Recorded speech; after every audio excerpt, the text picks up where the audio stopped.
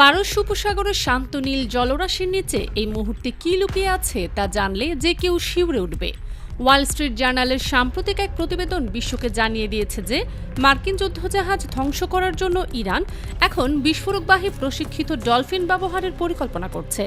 শুনতে যতই অবাস্তব মনে হোক, দীর্ঘস্থায়ী অর্থনৈতিক অবরোধে জর্জরিত তেহরান এখন এতটাই মরিয়া যে স্নায়ুযুদ্ধকালীন এই বিচিত্র কিন্তু মারাত্মক সামরিক কৌশল পুনর্জীবিত করার কথা ভাবছে। হরমুজ প্রণালীতে চলমান চরম উত্তেজনার মধ্যে এই খবর বৈশ্বিক জ্বালানি সরবরাহ এবং আঞ্চলিক স্থিতিশীলতাকে আরও বিপজ্জনক অনিশ্চয়তার দিকে ঠেলে দিয়েছে।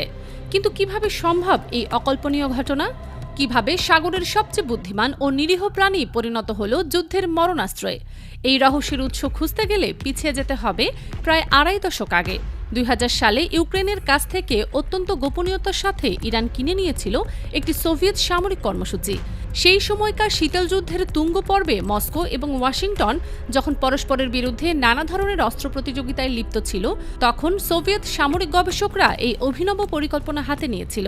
তারা ভাবল, যদি সমুদ্রের সবচেয়ে বুদ্ধিমান স্তন্যপায়ী প্রাণী ডলফিনকে সামরিক কাজে ব্যবহার করা যায়, তাহলে সাগরের তলদেশে তারা অপ্রতিরোধ হয়ে উঠবে। কৃষ্ণ সাগরের উপকূলে নির্জন এক সামরিক ঘাঁটিতে শুরু হয়েছিল এই গোপন প্রকল্প। সোভিয়েত বিজ্ঞানীরা আবিষ্কার করলেন যে ডলফিনের প্রাকৃতিক ইকোলোকেশন সিস্টেম যে কোনো মানবসৃষ্ট সোনার প্রযুক্তির চেয়ে অনেক বেশি উন্নত এবং সূক্ষ্ম। শব্দ তরঙ্গ ব্যবহার করে এই প্রাণীরা পানির নিচে লুকিয়ে থাকা যে কোনো বস্তু, মানুষ বা অস্বাভাবিকতা শনাক্ত করতে পারে অবিশ্বাস্য নিখুঁততার সাথে। এই প্রাকৃতিক দক্ষতাকে কাজে লাগিয়ে তারা ডলফিনদের প্রশিক্ষণ দিতে শুরু করল শত্রু ডুবুরি খুঁজে বের করতে, সাবমেরিন চিহ্নিত করতে এবং এমনকি সরাসরি আক্রমণ চালাতে। কয়েক দশক ধরে চলা এই গোপন কর্মসূচি ছিল সোভিয়েত নৌবাহিনীর অন্যতম সংবেদনশীল প্রকল্প। কিন্তু 1991 সালে সোভিয়েত সাম্রাজ্যের ভাঙন এই কর্মসূচির ভাগ্যও পাল্টে দিল। নবগঠিত ইউক্রেন রাষ্ট্র উত্তরাধিকার সূত্রে পেয়ে গেল সেভাস্তোপলের সেই বিখ্যাত প্রশিক্ষণ কেন্দ্র এবং প্রশিক্ষিত ডলফিনগুলো। কিন্তু গভীর আর্থিক সংকটে জর্জরিত কিয়েভ সরকারের পক্ষে এই বিশেষায়িত প্রাণীদের রক্ষণাবেক্ষণ করা সম্ভব ছিল না। প্রতিটি ডলফিনের জন্য দরকার ছিল বিশেষ খাদ্য, চিকিৎসা এবং প্রশিক্ষকদের বেতন, যা অত্যন্ত ব্যয়বহুল। প্রায় এক দশক চেষ্টার পর অবশেষে ইউক্রেন একটি গোপন সিদ্ধান্ত নিল, যার প্রভাব আজ পর্যন্ত অনুভূত হচ্ছে। তারা পুরো ডলফিন কর্মসূচি, সব সরঞ্জাম এবং অভিজ্ঞ সোভিয়েত প্রশিক্ষক সহ সবকিছু বিক্রি করে দিল ইরানের কাছে। এই লেনদেন যতটা সম্ভব গোপনে সম্পন্ন হলেও পশ্চিমা গোয়েন্দারা কিছু আভাস পেয়েছিল। কিন্তু তখন কেউ গুরুত্ব দেয়নি, কারণ সবাই ভেবেছিল ইরান হয়তো এগুলো পর্যটন বা সামুদ্রিক গবেষণার কাজে ব্যবহার করবে। বাস্তবে ঘটল সম্পূর্ণ উল্টো। রেভলিউশনারি গার্ড কর্পস এই ডলফিনদের নিয়ে গেল পারস্য উপসাগরের এক অজ্ঞাত সামরিক স্থাপনায়। সেখানে সোভিয়েত প্রশিক্ষকদের তত্ত্বাবধানে আবার শুরু হলো নিবিড় যুদ্ধ প্রশিক্ষণ। এই প্রশিক্ষণের ধাপগুলো ছিল বহুস্তরীয় এবং আতঙ্কজনক। প্রথম পর্যায়ে ডলফিনদের শেখানো হতো কিভাবে তাদের স্বাভাবিক ইকোলোকেশন ক্ষমতা ব্যবহার করে পানির নিচে মানুষ বা অস্বাভাবিক বস্তু শনাক্ত করতে হবে। দ্বিতীয় পর্যায়ে তাদের প্রশিক্ষণ দেয়া হতো শত্রু ডুবুরিদের আক্রমণ করতে। পিঠে বিশেষভাবে তৈরি করা হারপুন বা বিষাক্ত গ্যাস ইঞ্জেকশন যন্ত্র বেঁধে তাদের শেখানো হতো কিভাবে নীরব শত্রুকে নিষ্ক্রিয় করতে হয়। তবে সবচেয়ে ভয়ঙ্কর এবং নৃশংস ছিল তৃতীয় পর্যায়, যেখানে ডলফিনদের তৈরি করা হতো আত্মঘাতী মিশনের জন্য। তাদের গায়ে শক্তিশালী বিস্ফোরক বেঁধে দেওয়া হতো এবং শেখানো হতো কিভাবে শত্রু জাহাজের হুলে গিয়ে সংঘর্ষ ঘটাতে হয়। বিস্ফোরণের সাথে সাথে ডলফিন সহ বিশাল যুদ্ধ জাহাজ ধ্বংস হয়ে যেত। এখন প্রশ্ন আসে যে ইরান হঠাৎ করেই এই পুরনো প্রকল্প আবার সক্রিয় করার কথা ভাবছে কেন? এর পেছনে রয়েছে তীব্র অর্থনৈতিক চাপ। দীর্ঘমেয়াদী মার্কিন অবরোধ ইরানের অর্থনীতিকে প্রায় ধ্বংসের দ্বারপ্রান্তে নিয়ে গেছে। তেল রপ্তানি, যা দেশটির প্রধান আয়ের উৎস ছিল, তা এখন নামমাত্র। প্রতিদিন লাখ লাখ ব্যারেল তেল রপ্তানিকারী দেশটি এখন গোপনে মাত্র কয়েক হাজার ব্যারেল চোরাপথে বিক্রি করতে পারলে ভাগ্যবান মনে করে। তেহরানের রাস্তায় দীর্ঘ খাদ্যের লাইন, বন্ধ হয়ে যাওয়া কারখানা এবং ক্রমবর্ধমান জনরোষ সরকারকে মরিয়া করে তুলেছে। এই পরিস্থিতি ইরানি নেতৃত্বের মধ্যে গভীর বিভাজন সৃষ্টি করেছে। একদিকে প্রেসিডেন্ট মাসুদ পেজেশকিয়ান এবং তার মধ্যপন্থী সমর্থকরা, যারা বিশ্বাস করেন কূটনৈতিক সমঝোতার মাধ্যমে সমস্যা সমাধান সম্ভব, তারা ট্রাম্প প্রশাসনের সাথে আলোচনায় বসতে চান এবং এমন একটি চুক্তি করতে চান যা অবরোধ তুলে নেবে এবং অর্থনীতিকে পুনরুজ্জীবিত করবে। অন্যদিকে সাইদ জালেলির মতো কট্টরপন্থীরা, যারা মনে করেন এই অর্থনৈতিক অবরোধ আসলে যুদ্ধেরই একটি রূপ, তাদের যুক্তি হলো, যেহেতু আমেরিকা ইতিমধ্যেই অর্থনৈতিক অস্ত্র দিয়ে যুদ্ধ শুরু করেছে, তাহলে ইরানেরও উচিত সামরিক পদক্ষেপ নেওয়া।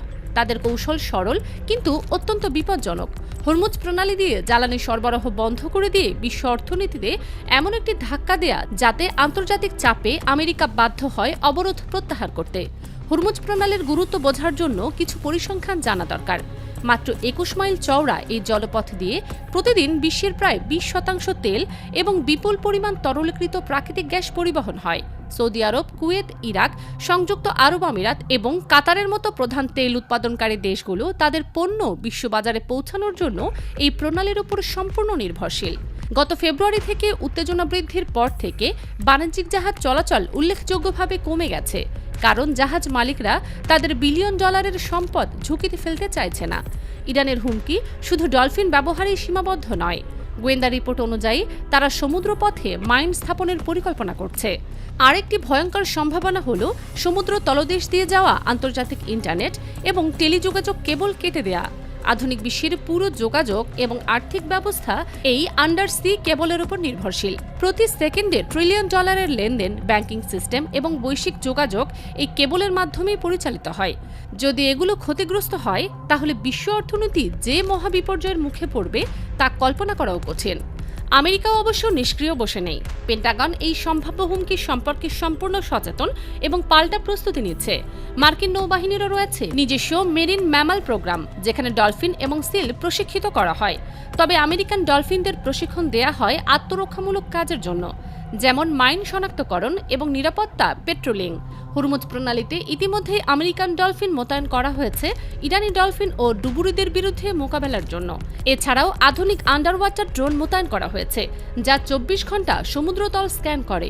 বিশেষায়িত মাইন সুইপিং জাহাজ এবং হেলিকপ্টার প্রস্তুত রাখা হয়েছে সতর্ক অবস্থায়। প্রেসিডেন্ট ডোনাল্ড ট্রাম্প স্পষ্ট নির্দেশ দিয়েছেন যে মাইন স্থাপনের চেষ্টারত যে কোনো ইরানি নৌযান তাৎক্ষণিকভাবে ধ্বংস করতে হবে। তবে সামরিক বিশ্লেষকরা সতর্ক করছেন যে অপ্রচলিত আক্রমণ পদ্ধতির বিরুদ্ধে প্রচলিত প্রতিরক্ষা ব্যবস্থা সবসময় কার্যকর হয় না। জীবন্ত প্রাণী যারা স্বাভাবিক সামুদ্রিক পরিবেশের অংশ, তাদের শনাক্ত করা এবং থামানো অত্যন্ত জটিল কাজ। ডলফিনের প্রাকৃতিক চলাচল এবং আচরণের সাথে প্রশিক্ষিত ডলফিনের পার্থক্য করা প্রায় অসম্ভব যতক্ষণ না তারা আক্রমণ করে।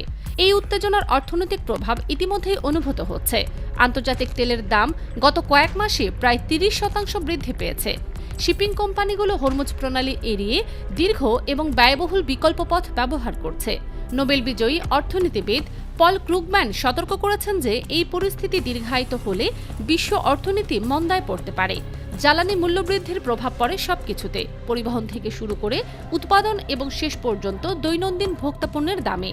কূটনৈতিক সমাধানের সম্ভাবনা একেবারেই শূন্য নয়। ইরান জানিয়েছে যে যদি সম্পূর্ণ যুদ্ধবিরতি ঘোষণা করা হয় এবং সব ধরনের অবরোধ তুলে নেওয়া হয়, তাহলে তারা আক্রমণাত্মক পদক্ষেপ থেকে বিরত থাকবে। কিন্তু ট্রাম্প প্রশাসন পারমাণবিক চুক্তির বিষয়ে অনমনীয় অবস্থানে রয়েছে। এই অচলাবস্থায় উভয় পক্ষ একে অপরের দিকে তাকিয়ে আছে।